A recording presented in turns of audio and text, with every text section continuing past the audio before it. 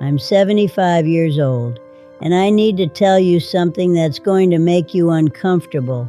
Everything you're doing right now, the carefully curated Instagram posts, the house you can't really afford, the job title you hate but keep because it sounds impressive at dinner parties, the way you rehearse casual conversations in your head, all of it is a performance.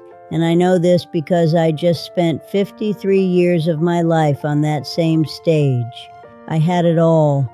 The wardrobe that turned heads, the invitations to the right parties, the husband with the respectable career, the children who looked perfect in their matching outfits, the friends who lunched at the country club, the holiday cards that made other families feel inadequate. I was exceptional at being impressive, and it destroyed me, not all at once. That's not how this works. It was slow, methodical, like termites eating through the foundation of a house while you're busy polishing the chandelier. You're probably doing it right now, checking boxes, climbing the ladder, moving the goalposts every time you get close, thinking that once you hit the next milestone, once you finally impress the right people, then you'll relax, then you'll be happy, then you'll feel enough. I'm here to tell you, from the other side of that mountain, that there's nothing up there. Just more boxes, more goalposts, more people to impress who don't actually care about you. And by the time you figure that out, you'll be 75 years old, standing in a hospital room, finally asking yourself, who was I doing all this for? Last April, I had what the doctors called a significant cardiac event. That's medical speak for your heart tried to quit because even it was exhausted from the performance. I was at a charity gala. One of those events, the kind where women spend $3,000 on a dress they'll wear once, where the small talk is choreographed, where everyone's laughing just a little too loud to prove they're having the time of their lives. I was in the bathroom reapplying lipstick because God forbid someone see me looking tired, when the room started tilting. The lights got too bright. My left arm went numb. And I remember thinking, as I slid down the marble wall in my $600 heels, I hope I don't wrinkle this dress. That was my first thought. Not my children, not my husband, not the things I'd never said or the places I'd never been. The dress. I woke up in the cardiac unit 2 days later. My daughter was there scrolling through her phone, waiting for me to open my eyes. When I did, she smiled politely and said, "Thank God, everyone's been asking about you." Everyone, not "I was terrified," not "I love you," just everyone's been asking. And that's when it hit me. Not the heart attack, the realization. I had spent 53 years building a reputation, and when I almost died, what people cared about was the story it would make. The doctors gave me the standard speech: exercise, diet, stress management, medication, all the things you do to buy yourself more time. But here's what they don't tell you. You can't buy back the time you already wasted. Let me explain how I got here, because you're on the same path. I can see it. I was 22 when I got married. He was 25. We looked good together in photos. That's what my mother said. You two just look right. Not do you love him, not does he make you laugh, just you photograph well together. And that became the template for everything. We bought the house in the right neighborhood, not because we loved it, because people would be impressed when they pulled up to the driveway. We had children at the right intervals, 2 years apart, like the magazines suggested. We joined the right clubs, wore the right brands, took the right vacations, not to relax, but to collect stories we could tell at parties. Everything was curated. Everything was calculated. Everything was designed to generate one response from other people. Wow, you have it all figured out. And somewhere in all of that, I disappeared. I became a concept instead of a person, a walking Pinterest board, a performance of what success was supposed to look like. The hamster wheel spun faster every year. The goalpost kept moving. Once we have the lake house, we'll slow down. Once the kids are in college, we'll travel. Once he makes partner, we'll finally relax. But we never did. Because impressive people don't relax. Impressive people are busy. Impressive people always have somewhere to be, someone to see, something to achieve. I was on autopilot for 5 decades. An autopilot doesn't crash all at once.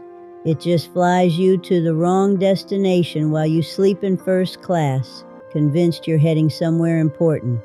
Here's what I lost while I was busy being impressive. My best friend from college called me in 1998. Said she was going through a divorce, needed someone to talk to, needed me. I told her I'd call her back after my fundraiser committee meeting. The meeting ran late. I was tired. I figured I'd call her over the weekend. I never did. She stopped calling after a while. I ran into her at a wedding 7 years later. We hugged, said we should get coffee. Never did. Last I heard, she moved to Oregon. I couldn't tell you what her life looks like now. Couldn't tell you if she's happy, if she remarried, if she's even alive. But I can tell you exactly what I wore to that fundraiser, because that's what mattered to me. My son asked me once when he was 16 if we could skip the country club's 4th of July party and just watch fireworks from the backyard. Just us, no one else, no performance. I told him we had obligations. We had to show up. People would notice if we weren't there. He didn't ask again. He's 42 now. He calls on holidays. We talk about weather and work. Surface things, safe things. I don't know his fears or his dreams. I don't know what keeps him up at night. I don't know if he's happy. We take photos together at Christmas. They look great on the holiday card. The pottery class I wanted to take in 2006, my sister suggested it, said we should do something creative together, just for fun, not for display. Not for anyone else. I said I didn't have time. Too many committees, too many luncheons, too many things that needed my attention. She died in 2015, pancreatic cancer, 6 months from diagnosis to funeral. I never took that class, never made that time, never got messy with clay and laughed about how terrible we were at it. But I can tell you about every single charity event I organized that year, every perfectly executed dinner party, every person I impressed who doesn't remember my name now. My husband and I stopped touching somewhere around year 12. Not dramatically, just gradually. We became business partners running a life instead of lovers building one. Sex became scheduled, intimacy became extinct. Conversations became transactions about logistics. Did you call the landscaper? The HOA meeting is Tuesday. We need to discuss the kitchen renovation. We looked perfect in photos. People called us couple goals. We smiled on cue, kissed for cameras, played the role. He died 3 years ago. Heart attack, sudden, clean. At the funeral, people said beautiful things about him, about us, about our storybook marriage. I stood there in my black Chanel suit, nodding politely, thinking, I don't think I ever really knew him. We shared a life. We didn't share ourselves. And now he's gone. And I'm still here. And I can't remember the last time we had a conversation that wasn't about maintaining the image. Listen to me. You're doing it right now. The same thing I did. You're performing, curating, calculating every move based on how it will look to other people. You're wearing clothes that make you uncomfortable because they're on brand. You're saying yes to things you hate because you're afraid of disappointing people who wouldn't think twice about disappointing you. You're staying in relationships that drain you because leaving would look messy. You're working jobs that make you miserable because the title sounds impressive. You're taking vacations you don't enjoy so you can post photos that make other people envious. You're building a life that looks amazing from the outside and feels empty from the inside. Stop. Just stop. Here's what I've learned now that I'm living on borrowed time. Nobody is thinking about you as much as you think they are. That person you're trying so hard to impress, they're too busy trying to impress someone else to notice. The performance is exhausting and the audience isn't even watching. The people who matter don't need the show. Real love doesn't require perfect hair and rehearsed conversations. Real friendship doesn't need expensive restaurants and designer labels. Real connection happens when you drop the mask, not when you polish it. You can't get the time back. I know you think you'll relax later, travel later, be authentic later, express yourself later, connect deeply later. You won't. Later never comes. There's always another box to check, another goalpost to move, another person to impress. Your reputation will die with you. All those people you exhausted yourself trying to impress. They'll forget you 6 months after your funeral. They'll remember a version of you that never existed. A performance, a concept, not you. The simple things are the real things. The best 48 hours of my life, last summer, completely unplanned. My granddaughter came over. We made cookies, burned half of them, laughed until we cried, wore pajamas until 3 p.m. Nobody saw it. Nobody photographed it. Nobody validated it with likes or comments. It was just real. And I felt more alive in those 48 hours than I did in the previous 48 years of perfectly curated experiences. I'm 75 years old now. I live in a smaller house, drive a practical car, wear comfortable clothes, skip events I don't want to attend, say no without elaborate excuses, spend time with people who see me, not the version I perform. I'm happier now than I've ever been. And I'm furious that it took me 7 decades to figure out what should have been obvious at 25. The only person you need to impress is the one looking back at you in the mirror, not your parents, not your neighbors, not your colleagues, not strangers on the internet, you.